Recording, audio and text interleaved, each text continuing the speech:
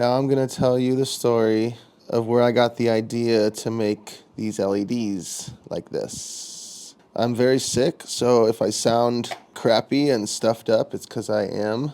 Bad hair day too. What is that? What is that? Firstly, I forgot to show on the other video my box of artifacts. I got all kinds of weird, crazy stuff in here. I don't know if I'm going to use this for a pedal ever because it's just kind of silly, but it's dinosaur poop. If it was a pedal, you guys got to tell me, what would it be? Would it be like a bit crusher or maybe a really nasty fuzz or something? The T-Rex bone that I just showed you for the Tyrannosaur Mega Driver. Megalodon tooth. This thing is huge. This was in a shark's mouth at one point. I've always really loved building things. So a while back, I got into building knives.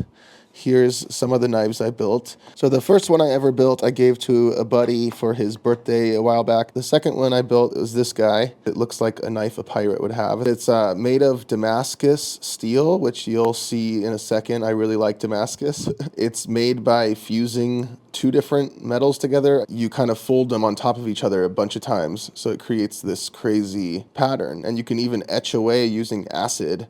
You can etch away one of those metals, so you get this texture. So that's the second one. This is the third one I made. It's a little bit more advanced. I was learning how to make this part. I can't remember what it's called.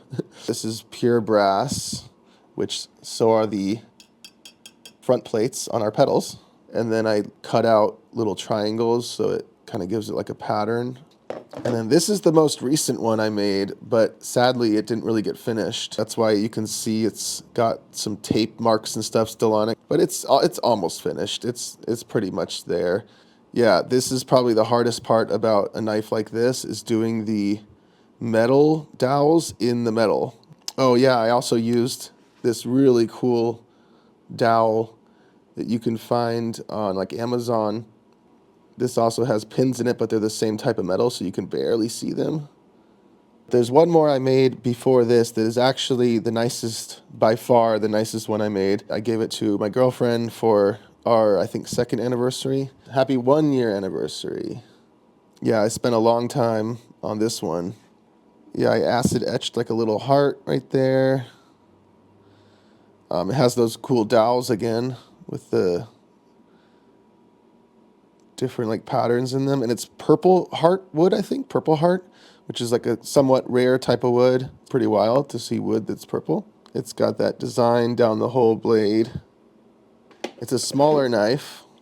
It's got like a mirror finish. Look at that. Woo! I almost died making this knife, or no, I think this one. One of the most dangerous steps of making a knife is buffing it on the buffer wheel that goes around really fast. And I was buffing it like this. To get these blades like mirror finish, you have to buff it a lot and sand it a lot. It slipped out of my hand just for a split second, and the buffer sucked it up and it shot it like a million miles an hour, and it went straight in the wall, a good like 8 inches into the wall. If that had shot a different direction, that would have sucked. No Hangman effects. Yeah, so that's right around the time that I stopped making knives. You also need like a forge, extreme heat to like properly anneal and heat treat the metal and everything. It's really complicated. So I found a simpler thing to make that was really fun, and that was rings.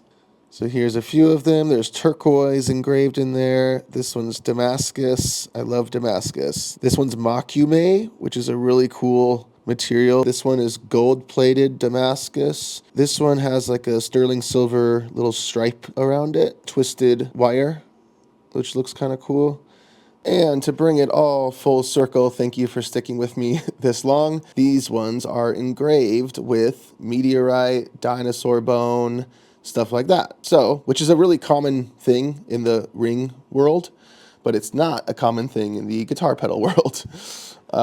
So that's where I got that idea. It's kind of tricky to do pedal giveaways a lot because, you know, pedals are kind of expensive. So I was thinking maybe I'll do a couple giveaways with some cool rings. And that brings me to one of the last things I made before getting more into electronics and pedal making and stuff like that which is a musical instrument that you might have seen if you watched our demo videos. It had a little cameo in the background right there. So this is a Morin Kur. It's basically a Mongolian cello. It's got only 2 strings. The reason why I went with making this instead of like a electric guitar or something is because it's just a lot easier if you're making it from the ground up. The back is inlaid with epoxy. The fret little dots are inlaid with opal. It is electric too. I put a little pickup in there. So I'm not going to lie, it does not sound very good. But as you can do with pretty much anything on the planet, if you run it through enough effects, it can kind of sound cool.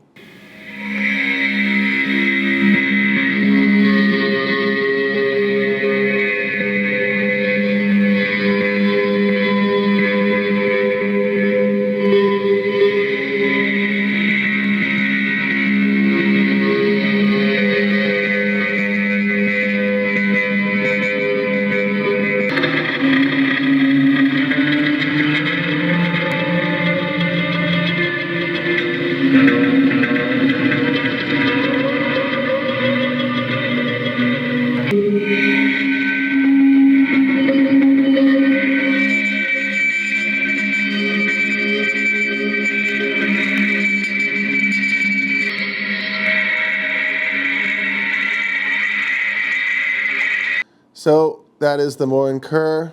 You're actually supposed to play it with your fingernail, like kind of using your fingernail as a slide, like this, but it really hurts. I don't know how people do that. As you can hear, it doesn't sound great, but if you're doing like film score or something, you can get some cool sounds out of it. So it's fun.